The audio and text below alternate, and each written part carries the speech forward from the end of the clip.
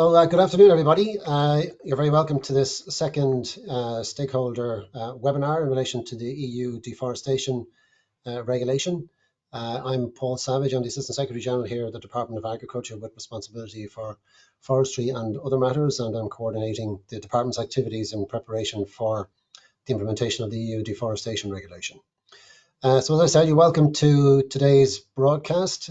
We have shared an agenda, I think, in advance with everybody in terms of the issues that we want to cover today. So after my own welcome now in a moment, we'll have a brief update on most recent developments, a recap on the previous webinar, and an update on the most recent developments on the regulation, as well as developments at EU level as well. And that'll be from my colleague, Patrick Nulty here in the department. And then we'll have a couple of specific updates in relation to cattle and beef from my colleague, Michael Gleeson. And also further updates in relation to coffee and cocoa from Angela Robinson and Kate Oakley in our food division a little bit later on after that. And as before, there'll be an opportunity for all of you to put questions in the course of the webinar, which we will try and take to the best facility that we can. Both myself and perhaps colleagues who are on the call here who will see the questions come up, we can go through those and try and answer them as best we can over the next hour or so. But in any event, all of the questions that you submit, we will capture, we will take offline, and we will update our frequently asked questions on the website, which is already available, obviously, since the first of our webinars a few months ago. So we'll continue to update that as we go. And anything in particular that arises from today's discussion, we will make sure that that's added to our frequently asked questions. So be assured, any question that you submit to us today, if we don't get to it directly in the course of the discussion over the next hour or so, it will be addressed in the context of us updating our frequently asked questions on the department website. And then just to be clear, and so that everybody is going to the right place, I suppose, in terms of submitting your questions, at the top of your screen, there are a couple of boxes or icons, options at the top. One is chat, and to the right of that, you'll see a box with a question mark in the middle of it, which is for questions.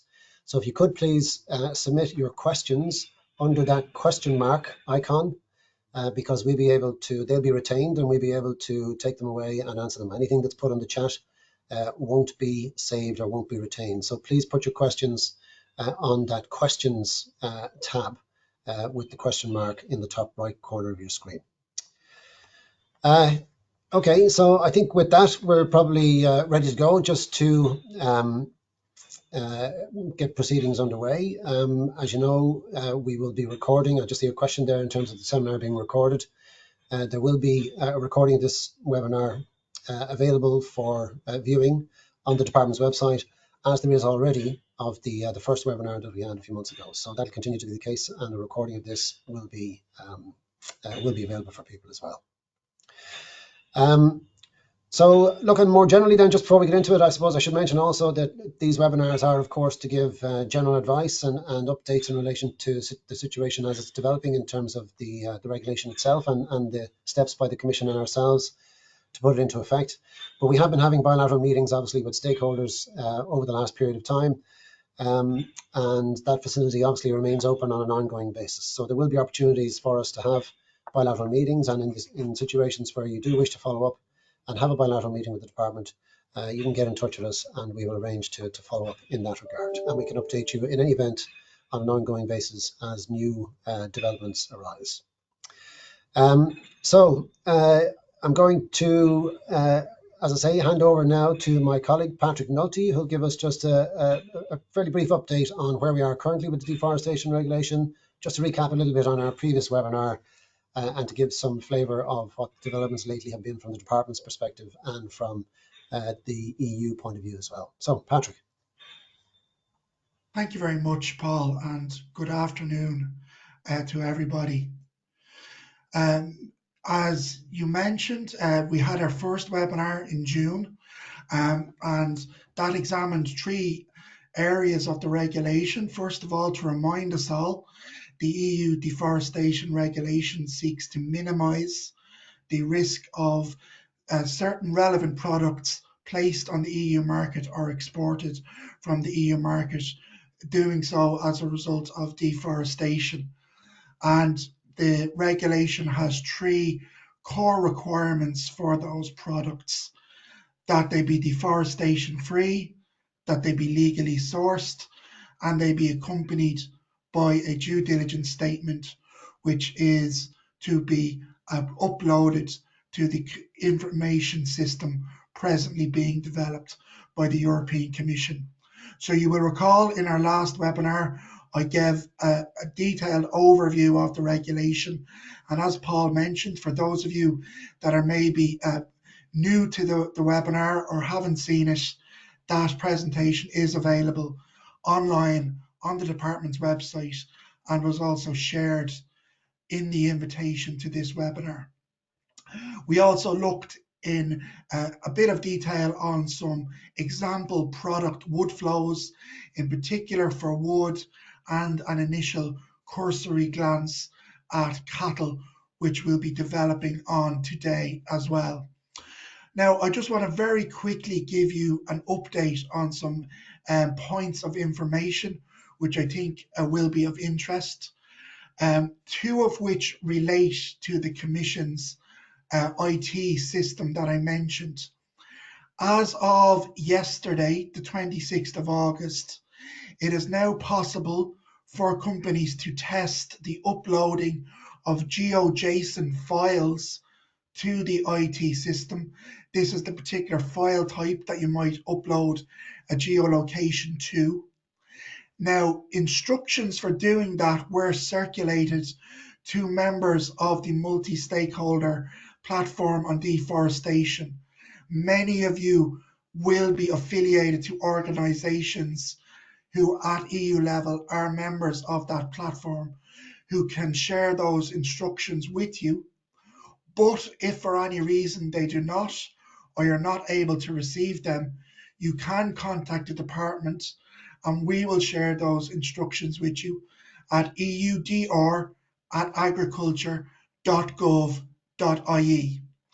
The second piece of information that I would like to share with you is that more general training on the information system will again be given to stakeholder organizations on the multi-stakeholder platform on the afternoon of September 25th, which will then they can then share with their member organizations. In addition to this, the European Commission have informed us that in October they will be providing an online information training session on the information system in October that operators can register to attend with, and further details of how you register will be provided in due course and we can share them with you.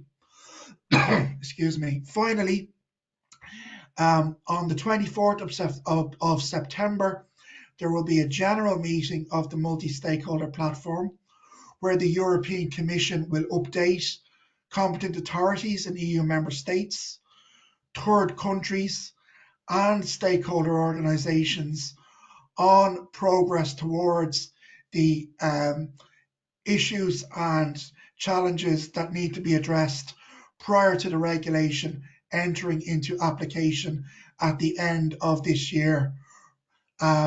So that will be an opportunity for us as competent authority for Ireland to raise issues of concern that you've brought to our attention, and also for the organizations that you are members of and affiliated with to put those points again directly to the European Commission.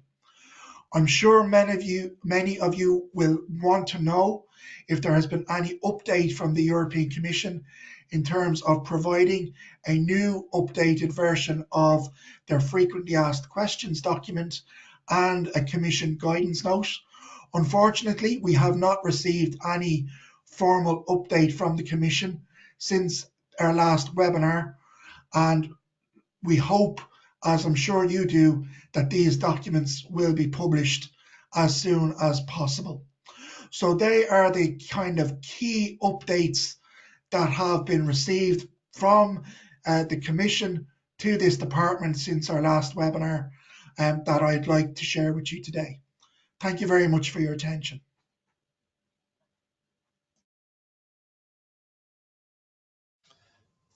Thank you for that, Patrick. So as Patrick says, look, we will be able to give you more detail and follow up in more substance once we have greater clarity in relation to the point at which the FAQs and guidance note will be made available from the Commission. So pending that, we want to, in any event, proceed with the rest of the agenda for today. We're just focusing on an update in relation to cattle and beef, and also on coffee and cocoa from the department's perspective. So, as before, I mean, from our point of view, we want to share with you the latest information we have, the best information that we have, and if there are particular issues that you want to point to, or I suppose questions that you have, as we said before, you can put them onto the questions panel there. But if there are issues that you want to express or make us aware of, then obviously feel free to do that in the context of putting those questions to us as well. But for the moment, then, I'm going to hand over to my colleague, Michael Gleeson, as I mentioned, who'll give you an update now in relation to cattle and beef. Michael. Thanks, Paul.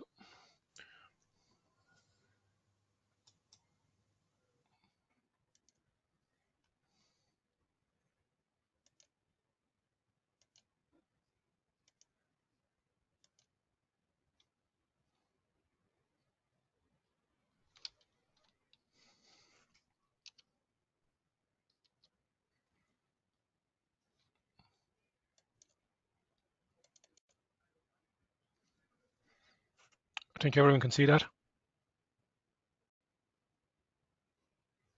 Yes. Yes, we can. Yes, we can, Michael. Yeah. That's perfect. Grand.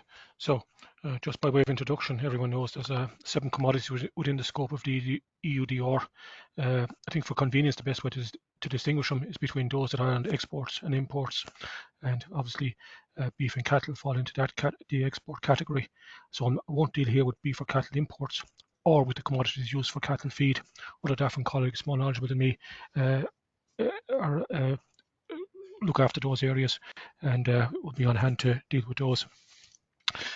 Just according to the CSO, on average, we approximately 15% of domestic beef supplies are consumed here, meaning that 85% is exported, and the domestic consumption is stable at about 90,000 tons CWE annually, which translates to about 19 kg. So moving on to the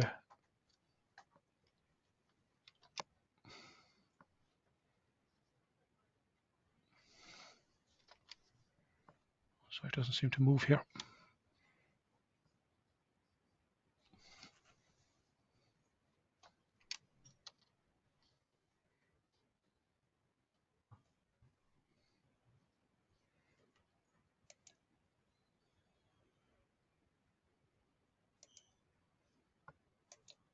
Oh yeah, sorry, that's fine. People can see that, yes? Slide 2. Yes, Yes, Michael. Yeah, that's fine. Okay, so basically, Patrick's actually dealt with a good bit of this already there, and even Paul mentioned that we're on the second of 4 seminars, with another one to be held in late October and mid-December. And Patrick has also alluded to the multi-stakeholder meeting there in late September, which would be of interest to the stakeholder representative organisations, and which the third countries can also attend. And department representatives will be also there to raise issues of concern specifically to Irish farm bodies and FBOs generally. And then, as people are aware, Regulation 1115 of 2023 is directly effective, but as all EU regs are, but applicable from the 30th of December next, except for SMEs, for which it will apply 6 months later. And in relation to SMEs, there are specific guidelines regarding the balance sheet, net turnover, average number of employees, etc., which define SMEs as set out in Article 3 of the Directive 2013-34.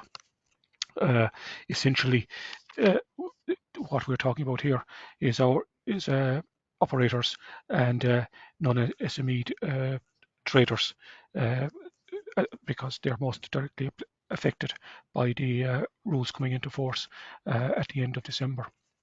So just moving on there, yes. So that's slide 3, and that deals with the scope, and people will be probably familiar with that at this stage.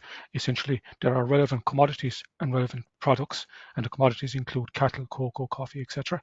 And the products then are the products listed in Annex 1 of the reg that contain or have been fed with or have been using relevant commodities.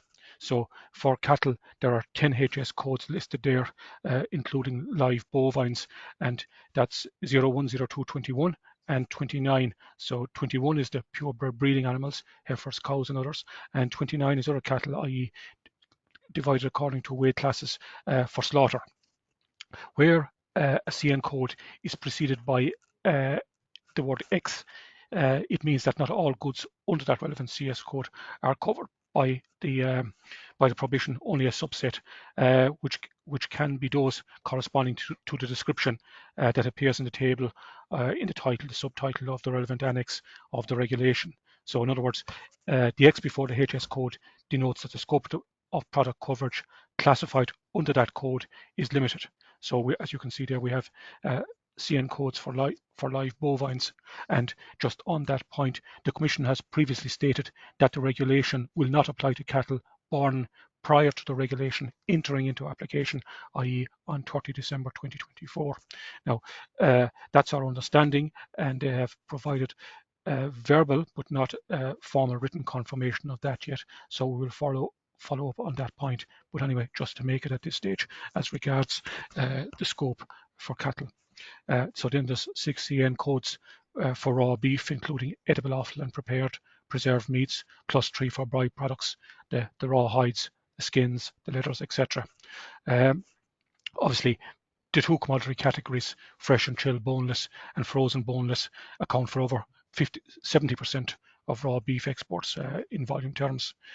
Now, just move on to the next one there, to the actors. So the legal obligations are applicable to operators and non-SME traders. So those not governed by the directive. And the idea is that the Commission, that the regulation wants to enforce strict traceability linking the commodity to the plot of land where it was produced. So, and that applies to cattle as well as to all the other commodities. And that's the overarching principle, and perhaps best to bear that in mind when we're examining just how a supply chain would work in terms of the workflow between the various actors in the supply chain. So, as previously mentioned, those traders who are SME do not have to carry out due diligence, but they must nevertheless collect and retain the information for 5 years, and that type of information would be contact details of their suppliers and the reference numbers of their due diligence statements and the contact details for the companies that they supply. However, we are more concerned here with, as I said earlier, with operators and non-SME traders. So an operator then, people will be aware, and it's on the screen there, is any natural or legal person who in the course of the commercial activity places relevant product in the markets. So those operators must upload their DDSs, their due diligence statements, to the Commission's information system, which will also be accessible to competent authorities. And in Ireland's case, that's DAFN. So that's the definition of an operator. Placing on the market then means making it available for the first time a relevant commodity or a relevant product on the union market. So farmers, when they who rear cattle, sell them, they are making available the commodity for the first time in the single market.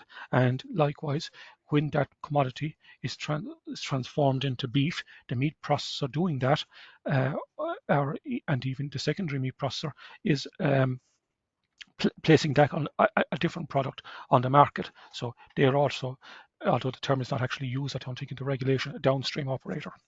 So that's the operators. Then the traders. The trader is any person in the supply chain other than an operator who in the course of commercial activity makes relevant products available in the market. In other words, buys and sells the same product, i.e.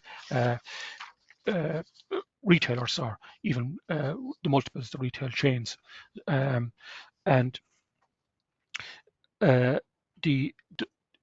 so the multiple chains, supermarkets, they'd be non-SME traders because they're not a small and medium-sized undertaking as defined in the EUDR Article 2, so paragraph 30. They're larger than an SME, i.e. the larger supermarkets and retail chains, and they're making available on the market means any supply of the relevant product for distribution, consumption or use on the union market, and that obviously would apply to importers as well. But as I said, we're not concerned about the import of beef or cattle for the purposes of this exercise. So essentially then, farmers who sell young cattle to other, calves to other farmers for raising, or finishing for beef, are operators. Meat factories who subsequently buy those finished cattle and place a beef product on the market are also an operator, because it will be the first time a product with that CN code will be placed on the market. So that's just to summarize what I've been saying there. And essentially, the obligations for large traders, the non-SME traders, are the same as those for operators, and they will need to file a due diligence statement. And they can, however, rely, when doing so, they can, however, rely on due diligence previously carried out in the supply chain. But nevertheless, there are legally liable for breaches in the regulation. And the reason that the companies that trade in goods already placed on the European market, the companies, sorry, that trade in goods already placed in the European market and that are not small and medium-sized enterprises are considered as operators because of their influence on the supply chain. So that's the rationale for including those type of enterprises. With that, then, we've discussed already the scope, and we've discussed the obligations of the actors. So we'll just move on then to the key part, the core action of the EUDR, which is the due diligence process. And I think Patrick mentioned this in passing as well. So relevant commodities and products can only be placed, so just to summarize it in a nutshell, relevant products and commodities and products may only be placed on the EU market, made available in or exported from the EU if they satisfy 3 conditions, including being covered by a due diligence statement. So that's Article 8 of the regulation specifies this, and then Article 9 lays out the requirements of a due diligence statement, and Article 10 then refers to risk assessment and mitigation. So those between the due diligence statement, the risk assessment and mitigation, those are the 3 steps required in the due diligence process. So, and as regards due diligence, then perhaps the most important or striking part, particularly for the primary producer, will be the need to provide geographic or spatial data on land parcels. There isn't necessarily a great deal of guidance on the risk assessment and mitigation part at the moment. I'm not going to focus on that. I want to focus more particularly on the due diligence statement, which has my view is the core issue for people trying to put goods on the market. It should also be pointed out that the due diligence requirements are, to some extent at least, influenced by the status of the land from which the products are the commodities are derived, and whether they're high risk or low risk, etc. And there is legal obligations on the Commission as regards that, but there's slightly more simplified requirements for due diligence for negligible risk countries or regions. I'll revert to that again later on. But the problem is currently, and it's unlikely that we will have that exercise carried out by the Commission in terms of designating countries before in December. Therefore, currently we're all at standard have a standard risk designation, which means we must comply with the due diligence statement rather than the simplified due diligence. So the due diligence statement, then, what does that do? Well, the idea here is that operators and non-SME traders have to submit this statement using a centralized system i.e. the Commission's information system. And the purpose of that is to generate a reference number which can then be passed on to other people in the supply chain, by which the person or company concerned is effectively saying that my product is from deforestation-free land. So this number must also, more importantly, be made available to customs in completing a customs declaration. And indeed, as Patrick mentioned, the Commission's information system is still currently in development, but it will be accessible to national authorities and the customs authorities. And as mentioned, these reference numbers, so downstream operators in the supply chain can refer back to a due diligence statement by an upstream operator using the reference number. The purpose of the reference number is essentially to demonstrate that the due diligence process has been undertaken for exports and for use in customs declarations. And as I mentioned earlier, then there is a possibility later perhaps of being able to use a simplified due diligence statement, but that would more than likely be of more benefit to meat processors rather than to primary producers, as the main parts of the due diligence statement are set out in the legislation. So what does the due diligence statement consist of? Well, very briefly, and they're listed there, the operator's name and address, and the relevant commodities or products entering or leaving the market. And then for the processors, there would be this EORI number, the Economic Operators Registration and Identification number. There will also be some opportunity to put in free text description, the trade name, or where applicable, the full scientific name, and importantly, obviously, the quantity that the operator intends to place in the market, but not necessarily the customer to whom that particular consignment or that particular product is going to. So the quality has to be expressed in kilograms of net mass. It's also important that, whether for export or import, the country of production and the geolocation of all plots of land where the relevant commodities were produced. And indeed for cattle or whatever, we have to take account of what they've been fed with, and the geolocation for cattle should also refer to all establishments where the cattle are kept, not just the birth holding. So the cattle geolocation, that's all establishments associated with raising the cattle, birthplace, farms where they were fed, grazing lands, and slaughterhouses. And I think, as previously mentioned in the last webinar, the geolocation is the geographical location of a plot of land described by means of latitude and longitude coordinates corresponding to at least one latitude and one longitude point with at least 6 decimal digits. As mentioned earlier, there is a possibility of a simplified due diligence, but there's no necessity for us to go into that, I think, at this stage. As I mentioned also previously, the EUDR confers an obligation on the commitment to make an assessment of countries, a 3-tier system for the assessment of countries or parts of countries. The countries putting the stuff on a single market, including third countries, and they can be classified as high risk, low risk, or standard risk. Obviously, we would see ourselves as a low risk country, but notwithstanding that we don't currently have that classification, then the standard risk status applies. So all countries shall be assigned a standard risk, currently in the absence of the Commission conducting that exercise. And Article 33 of the EUDR then mentions the information system, which is where the declarations are, people submit the information for the DDS, and again that has to be operational by the 30th of December 2024. And people might ask, well, what's the plan B if the system does not work when it's up and running?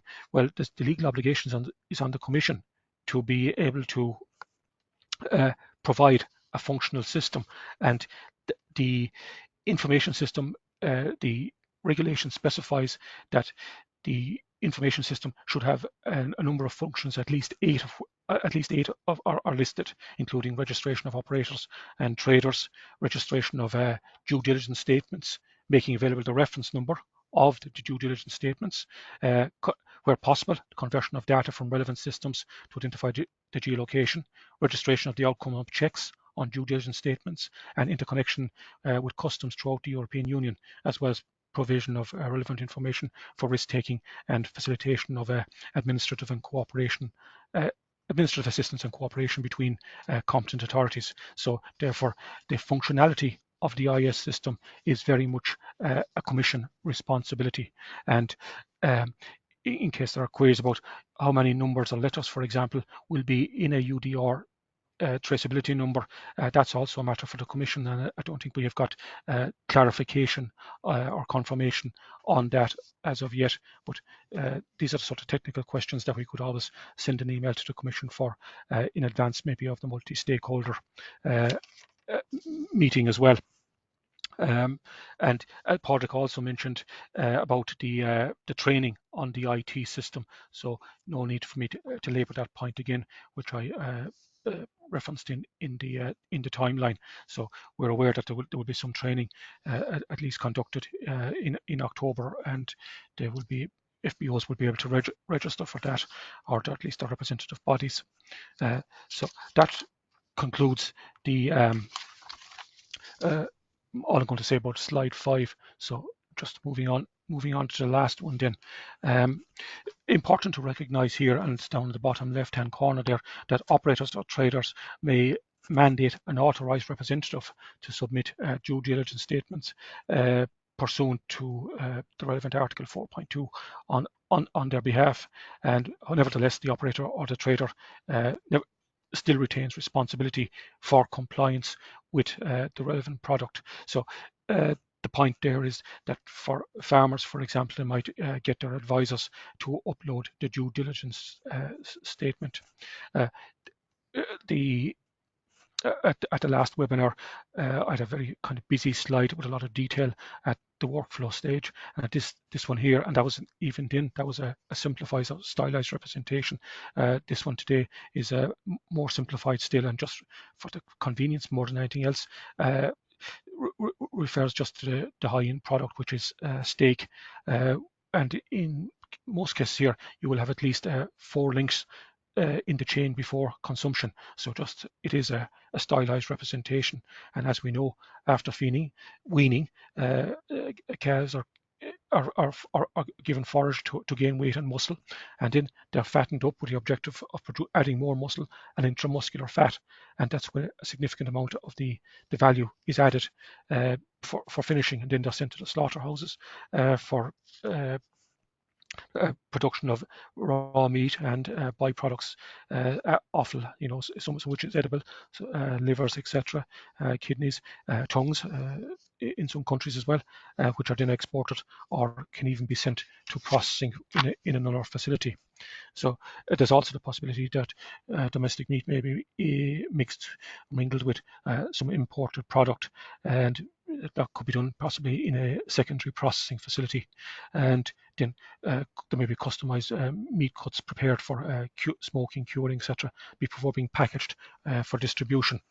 And then the packaged meat from the processing phase are distributed for consumption. Usually there will be some sort of distributor there, perhaps a wholesaler, before it goes to the retailer or even to the food service outlet, and imports and exports of cattle can occur at various stages throughout the supply chain.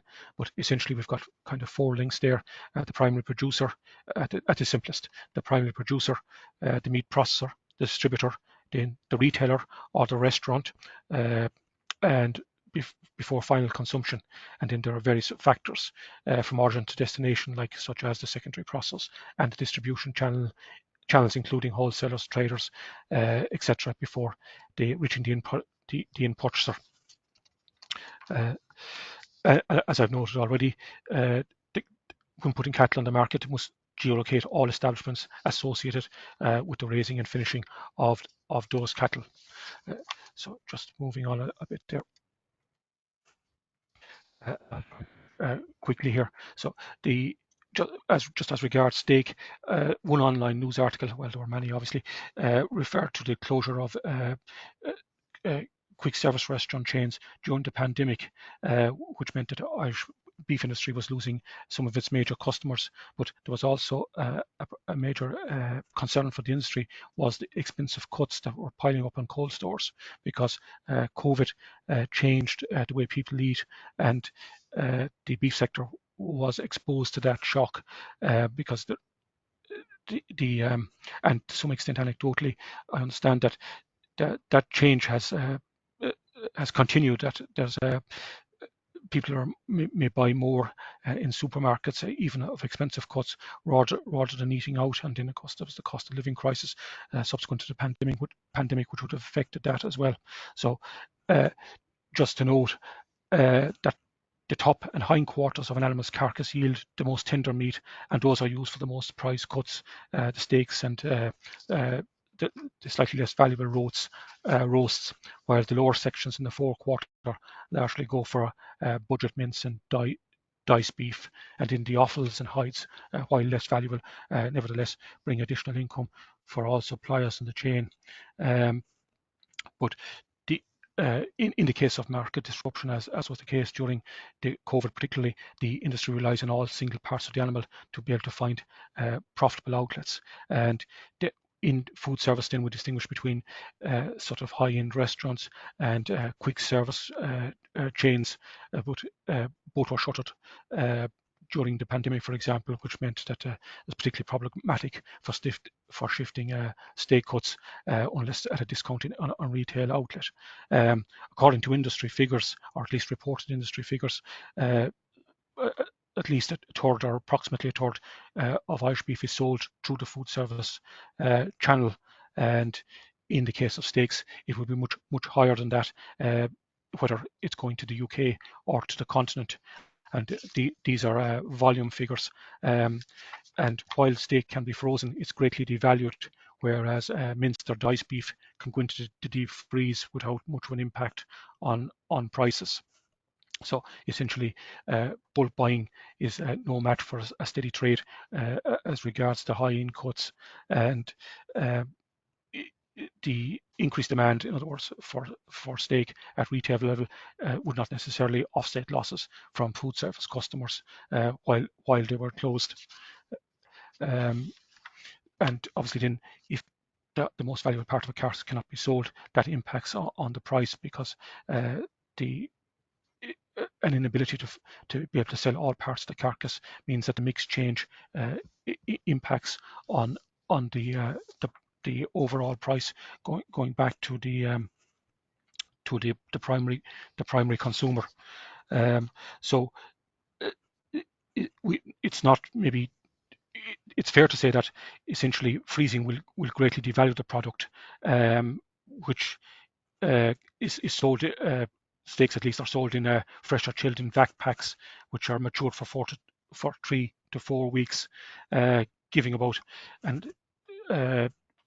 21 to 28 days, because it has a 6-week lifespan. Then if it goes into a supermarket, it should have about 2 weeks after it goes into the supermarket for consumption. So that's just to kind of flesh out in a bit more detail the steak cuts as distinct from the more high-level overview that I've given the last time. I'm sure at this stage I've exceeded my allotted time quota, so I'm quite prepared to finish there. Thank you.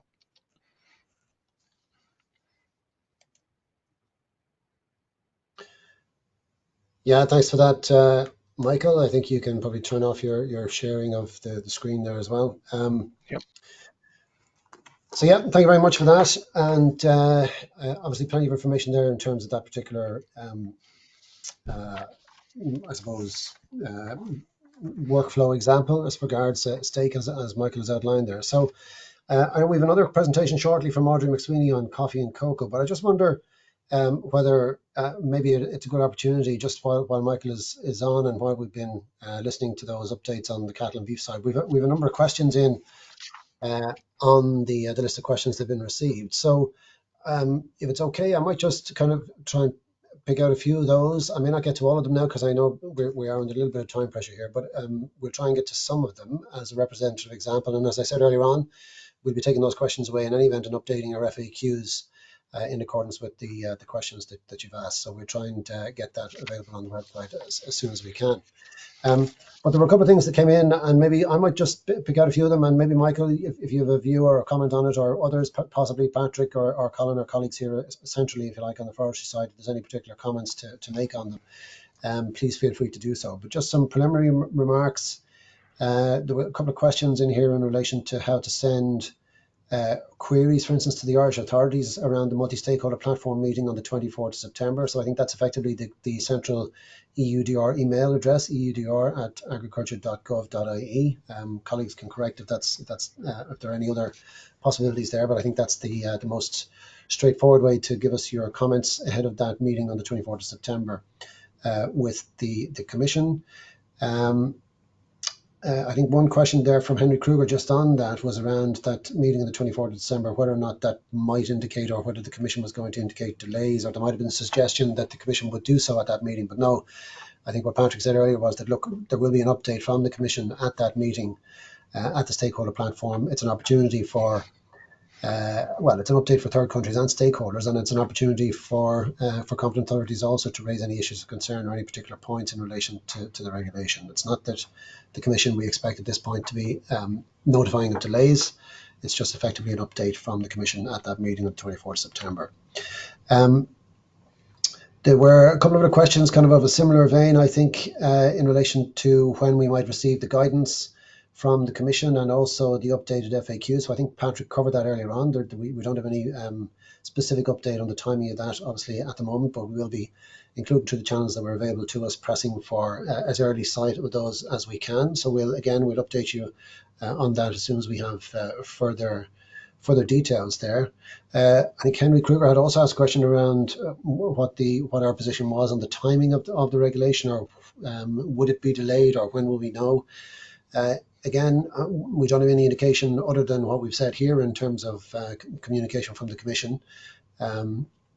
We'd expect to receive more substantial communications over the next number of weeks, I'd imagine, as things settle down after the new Commission takes shape. But for the moment, there isn't any further update from last time. As far as we're concerned on the timing, look, again, we've said before, and I think we said it at the first webinar, that this is obviously a very ambitious schedule to have it come into effect at the end of December, and we've been pressing for the Commission to make sure that all of the necessary arrangements to support that implementation have to be in place. That includes, for instance, the IT system, the guidance notes, the FAQs. All of that information has to be in place to enable member states to implement the regulation. So like I say, as far as we're concerned, look, the date is there in terms of coming into effect, and the Commission needs to do everything it can to make sure that these questions are resolved as soon as possible and that the arrangements are in place to support the implementation of the regulation.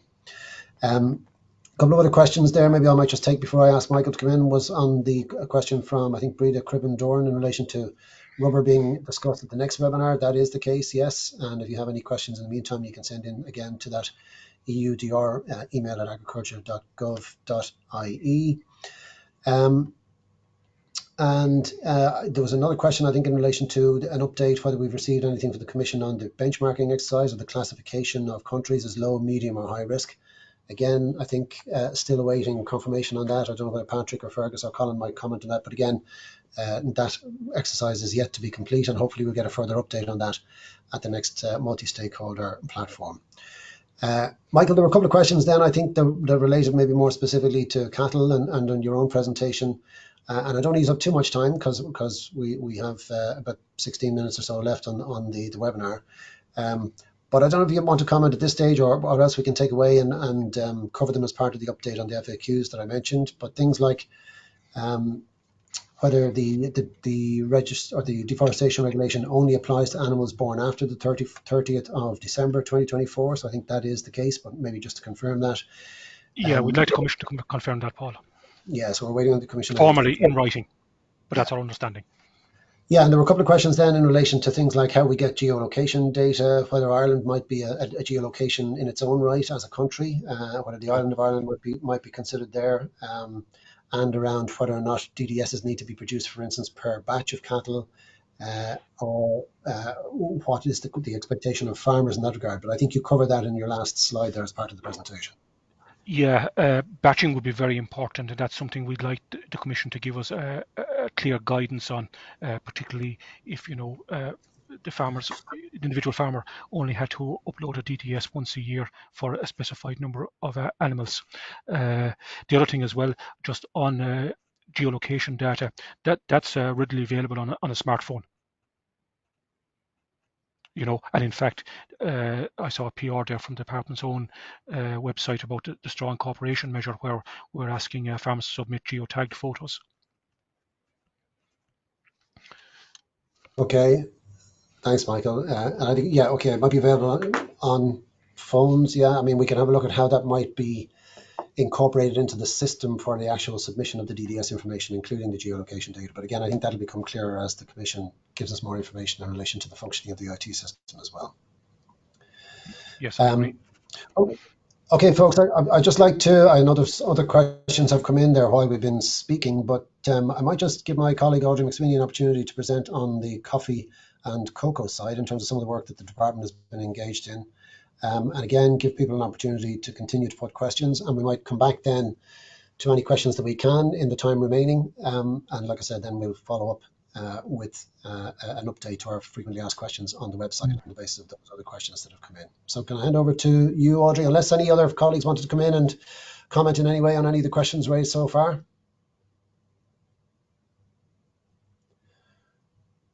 I don't think that's the case. Okay, so Audrey, can I hand over to you then on the coffee and cocoa, please? Thank you, Paul. Thanks. I'm just going to go back to the very basics of why we have the EU DR in place with all its requirements and obligations. It actually arose from concerns about the global loss of over 400 million hectares of forest over the past 30 years. And some of the reasons for this was that the EU is a major consumer of the 7 commodities within the scope of the regulation, and particularly of coffee and chocolate. Also, because of the expansion of agricultural land to meet demand, I suppose. So Annex 1 to the EUDR codifies the relevant commodities and products in scope. The Annex 1 uses CN codes, common nomenclatures, but it would also apply to the harmonised system. But in Annex 1, we have the CN codes. So for coffee, 0901. For cocoa, codes are from 1801 to 1806. And a due diligence statement is required in respect of products associated with each CN code. So, for example, the importer of the coffee bean, it's an 1801 product, must supply a DDS to the system. And then when chocolate is produced from the cocoa bean, it becomes an 1806 product. So the primary DDS requirement is to ensure that the coffee or cocoa products are sourced from land that is deforestation free and that the products or commodities have been legally produced. Deforestation free means coffee or cocoa have not been produced in an area which had been subjected to deforestation since 31st December 2020. That is, the forest had not been converted to agricultural use, whether or not human induced.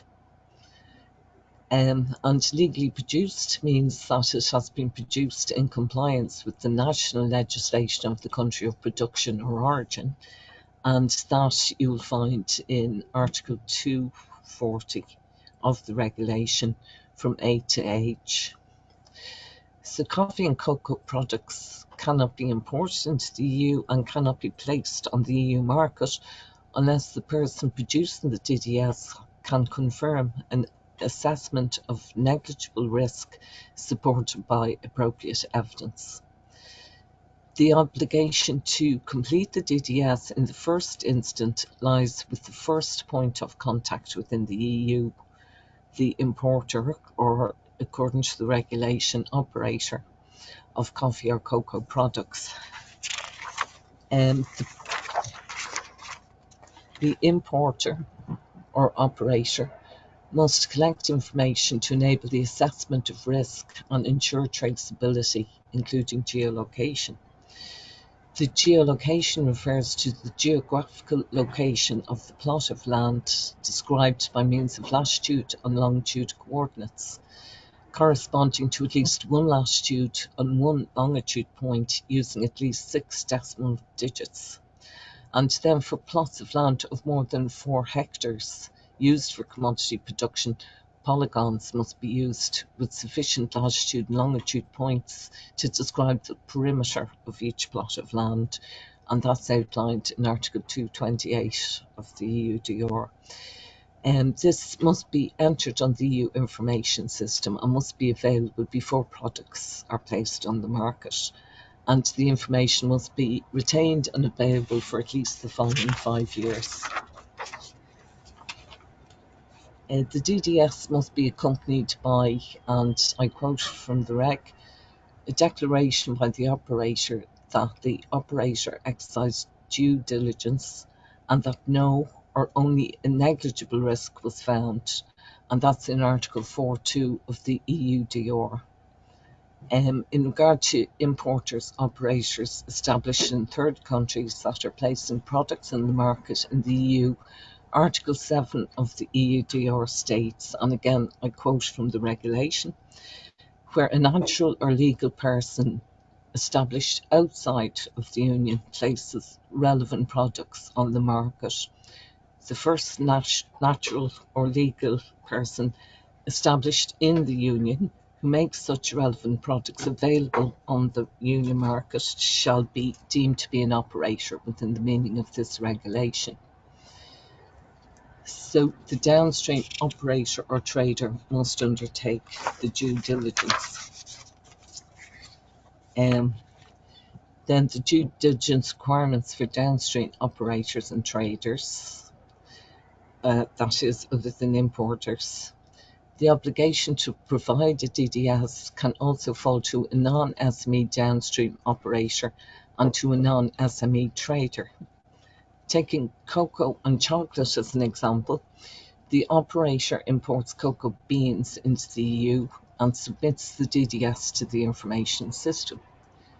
The non-SME downstream operator or manufacturer produces chocolate so that the 1801 cocoa commodity has been transformed into an 1806 product, chocolate, which is also in scope of Annex 1, and that again is in Article 4.9 of the reg.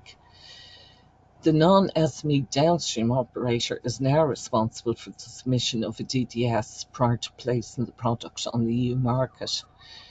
They can refer to the previous DDS, but must ensure that the DDS was carried out correctly. And then the non-SME trader or the EU retailer who places the product on the EU market must file a DDS, can refer to previous DDS, but must ensure that the DDS was carried out properly. Article 5 stipulates that.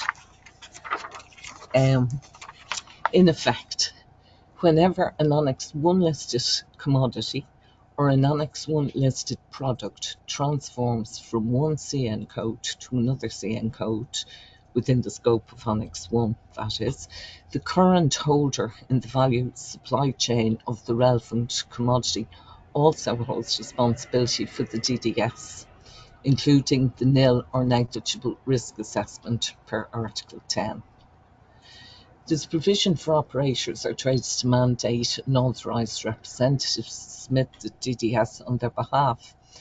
The operator or trader that does so shall, however, retain responsibility for the compliance of the relevant product with the obligation to only place on the EU market commodities and products that are deforestation free and that have been produced in conformity with the legislative requirements of the origin country. Traders that are SMEs shall only make Annex 1 products available on the EU market if in possession of the DDS information mentioned above, which they must retain for at least 5 years and must provide to the competent authorities upon request as per Article 5. DDS obligations for SME traders.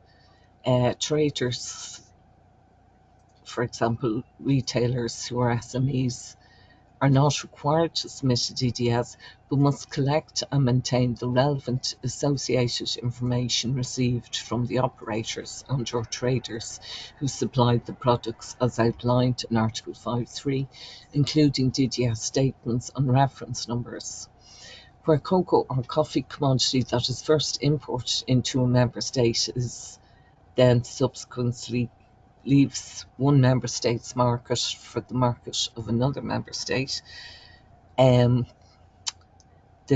member state that receives the goods in the second member state can rely on the information obtained by and from the first importer, but must be satisfied there is appropriate assurance on the DDS. Whoever holds the goods has the responsibility of assurance.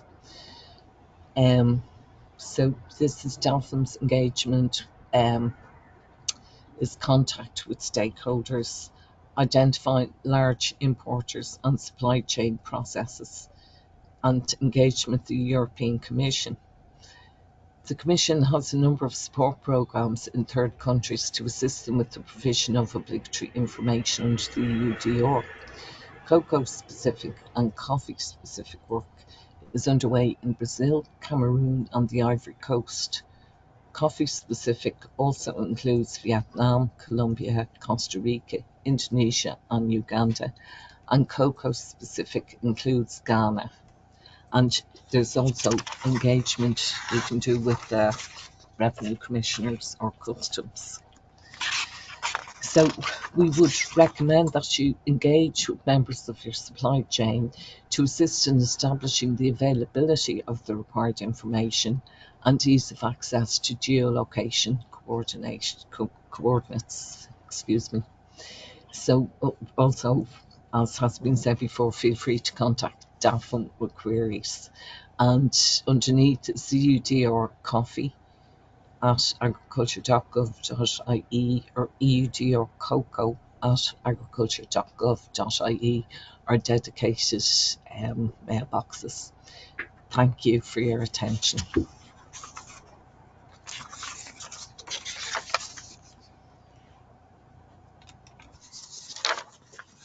Thank you for that, Audrey.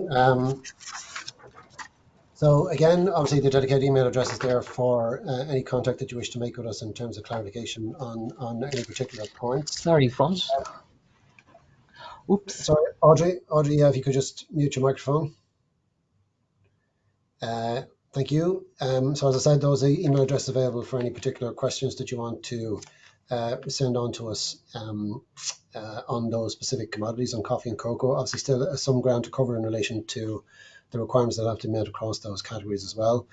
I know we're coming up against the deadline here in terms of the time available, and there's been a number of questions that have come in the meantime while Audrey was giving her presentation. So just a couple of very quick ones, and like I said, anything we don't get to, we'll have updates and responses to those on the FAQ section of the department's website shortly. There were a couple of, maybe just to give an opportunity, I know Paul Mooney had a question there, and there was also a question from John Durkin in relation to soy and palm, which I know my colleague Paul Vickers has already responded to. But there was a question from Paul Mooney just around whether soya and palm would be covered. But we didn't cover that in quite a bit of detail, I think, last time, and there's been quite a bit of bilateral stakeholder engagement on that issue as well. So I don't know if maybe my colleague Paul Vickers wants to comment just very briefly, and we can follow up in any event with Paul Mooney as appropriate. But there has been a number of engagements, I think, bilaterally with stakeholders on soy and palm. Paul, do you want to just very briefly, we're up against time on this one? Yeah, thanks, Paul. Good afternoon, everybody. 20 seconds. I look very strange.